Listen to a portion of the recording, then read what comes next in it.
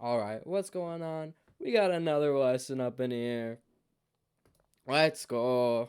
Okay. So today we're just going to be covering two topics, functions and scope. So, let's start off with scope. So, you guys may have noticed that if you're using a for loop, 0, I is less than, let's say 10, I plus plus, let's say we would say print system that out the print line. We say hello. This would just print hello 10 times to the console, right? 0 to 9. You can see that when we run this, we get a bunch of hellos. Let me change this just a little bit. We get a bunch of hellos, as we would expect. I hope there are 10 of them. I'm not going to count it. But let's say we then try to reference this variable I outside of this for loop system that out the print line. Let's just say the value of I, right? Let's see what will happen. I mean, it'll probably print 9, right? Because it got 9 to the end of this loop, and then it checks, 10, and then it'll check that it's not less than 10, and exit the loop, right? But weird. Why does it give us an error? So it says error, cannot find symbol. I was like, okay, index I. Well, I typed the I correctly. It's just a single character, right? It's referring to this variable. And what's going on here is that this variable, this integer I, only exists within this for loop. So this is what I mean when I talk about scope. This variable only exists within the scope of this for loop, is what we like to say. So it's going to give us an error if we try to refer to it, because as soon as we're out of this for loop, this variable I, it doesn't exist anymore. So when we try to print the value of it, it says cannot find symbol. What variable is this? Variable I can't find it. And so that's kind of scope in of its entirety. But it plays into a lot of things. So let's say we also made a variable in here. Let's say we said int place equals no, sorry. Let's say string place equals Bronx Science, right? And we try to print out the value of place. Well, think about where does this place value, this place variable exist? You can see compiler is going to try and give us a little hint with underlining the place.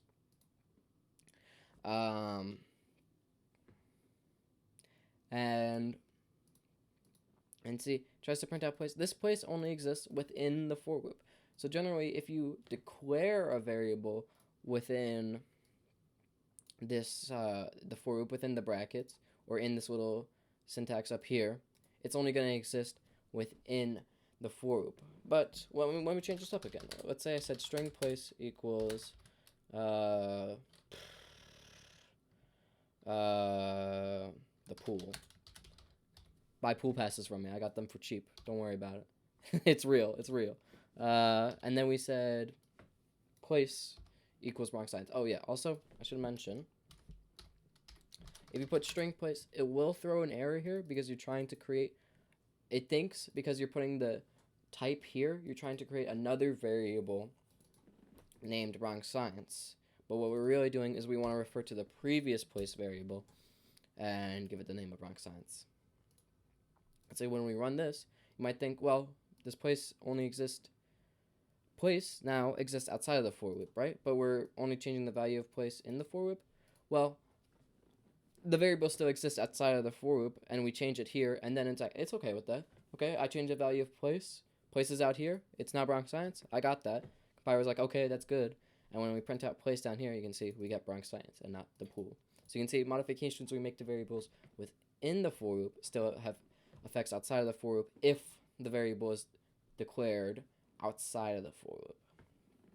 Alright, so that's scope. The next other thing we're going to talk about is, and I should mention this is the same if you were to make a variable in an if statement, a variable in a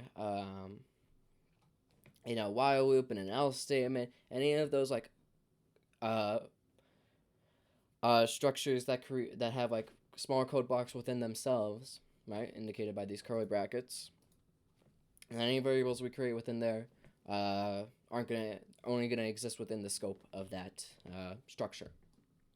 All right. So the other thing we're gonna talk about is functions. So you might see when we first introduced it, I said public static void main string args blah blah blah string array args. You know what this means. But what do all these words mean, and what is main? Main is a function. That means we can call it to execute a certain amount of code. So let's say we covered math.pow, right? When we did math.pow, let's say we want to raise 3 to the power of 6. And when we print that out, move that into here. And to print the value of 3 to the power of 6, right? Well, you think about this is like a notation for raising 3 to the power of 6, right? But you think about it, what's this function? What's this really doing? Well, math.pow is a function, and then we're calling it with the argument. I really wish Replit would stop trying to create a thread. 3 and 6, right? A base of 3 to the power of 6, and you can say 3 to the power of 6, 729. Great.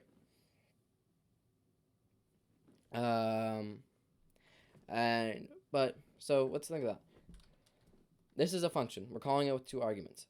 Main is also a function. Here we're saying that we're calling it with argument string args. And really like an outer function in here, in the command line, we're calling somewhere it's calling this main function to run all of this code. So let's say we want to create our own functions, our own math.pow.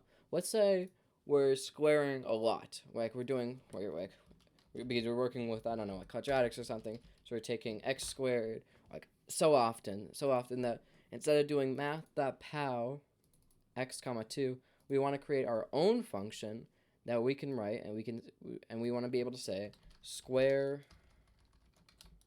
x. Oh, jeez, I can spell. And let me just create an x equals 1 equals 5. Squaring 1 is not very exciting.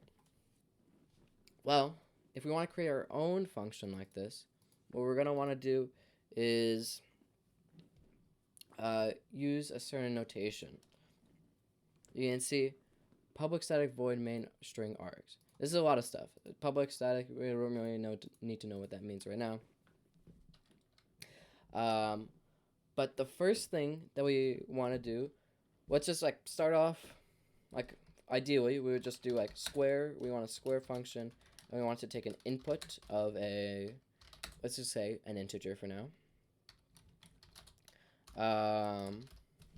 And we would want to say, okay, int x, the square, it takes in an integer x, and whatever is within these code brackets is what we want to do. But we're missing an important part. What does this function return? So you can see when we call math.pow on x comma 2, you can see it returns a double, right? That's what we saw over here when we raised 3 to the power of 6. It returns a double. And because Java is typed, which means when we ever recreate a variable, we need to give it a type, such as an integer, double, string.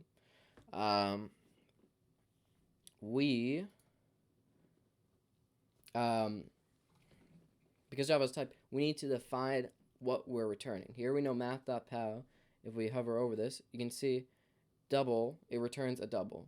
And you can see it kind of from this notation here, it takes in a double A and a double B. You can see we put the return type at the beginning. So over here, we put our return type. If we're taking in an integer and we're squaring it, let's just say we output an integer for now. So how do we, let's say, well, we know how to square x, right? We can just do x times x. We could use math.pow, but if we're just going to square it, we can just say math. x times x, right? But how do we know that this is the variable we wanted to return? Let's say we did x plus equals 1, and then x times equals 2, and then x minus equals 3. How would we know when we want to return this value? Would we want to return it when we add 1, when we multiply it by 2, when we subtract it by 3? For this, we use the return keyword. You're returning a variable. And that's what your output is. So here we just want to return x times x, right? We're squaring x. And you can see now, I believe we should be able to use, should not be able to use, sorry. If I could type. Alright, so we do actually have to include the static keyword here. That basically means we can run this function whenever we want, and it's not dependent on anything else. And because we're using a static method out here, we need to use a static method. The methods we use in here all need to be static as well. So this needs to be static. You can see now when we return, we should get a bunch of hellos. Here, I'm actually just going to comment this out for the future. And then we should get 25, right? Because we squared, we used the method, or the function, we used the words interchangeably. We made our own function square, and we inputted x, which over here was 5, and we returned x times x. You can see this x does not refer to the same x over here, because if you look at it, we declared x, we declared it within this big main function, right? Within this code block. Over here, we're using the integer x that we defined over here. So let's say we change this variable to y, and we squared y. You can see it's going to refer to, this would run, it's going to refer to the y up here. It's going to take this as a 5, and it's going to use the x down here that it defined up here. So let's look over the parts of the declaration of a function again, right? So first, we have static. That basically means that we can run the function at any time that we want to. Int, this is our return type. If we're having a method that doesn't return anything, sometimes you had that. Let's say we wanted a method that just printed hello to the console. System out that print one. It's just like we want to put the value of x instead of returning it. We would use the return type void. You can see over here when we call the method using the method name and then parentheses and then whatever we want to input to the method. You can see if we use void, we don't expect a return type. Basically, it just prints it itself instead of us printing it up here. Anyways, let's go back. So we have static, basically means we can call it anytime. Int, that's our return type, right? When we return down here, we return an integer times an integer is an integer. 3 times 5 is 15. Yeah, you get the point. And then we have our name of the function. Here, I named it square. You might be naming it distance, if you're doing the homework and you're finding the distance between 2 points. So how to find the distance between 2 points. Let's say you had a function called distance. Then we define what we want to input. You can see we separate the values that we want to input by commas. Let's say we want to input multiple variables x, y, and z, and then we return x times y times z. Again, this isn't a distance function. Let's say 2, 3, 5. should give us 30 if I can do mental arithmetic. You can see we separate our values by commas when we declare it down here, and we put commas up when we're calling it up here. When we're making the function, we're declaring it, and when we're using the function, we're calling it. Then we specify the type of each of our inputs, and then we close the parentheses for our inputs, and we open a code block using curly brackets. And then we can have a bunch of code in here. It doesn't just have to be one line. We can say x plus equals 1 or y times equals 2. We can have a bunch of code in here. But finally, we want to use this return keyword to say that, oh, when we said we were going to return an integer up here, this is the integer that we're returning. We're returning x times y times z. Right. Let's see. Actually going to talk about one more thing before I go. Let's say we pass in y over here. Y, or actually, let's change 5. And you can say y is going to be passed in as the z over here, right? So just to make this less confusing, I'll keep it like that. I would say we modify the z in here. Let's say we multiply z by 2. Z, right, that's the value of y. And let's say we print out the value of y after we call this distance function. What do you think it will be? Right? We pass in y over here. We use the value of y over here, and we return something.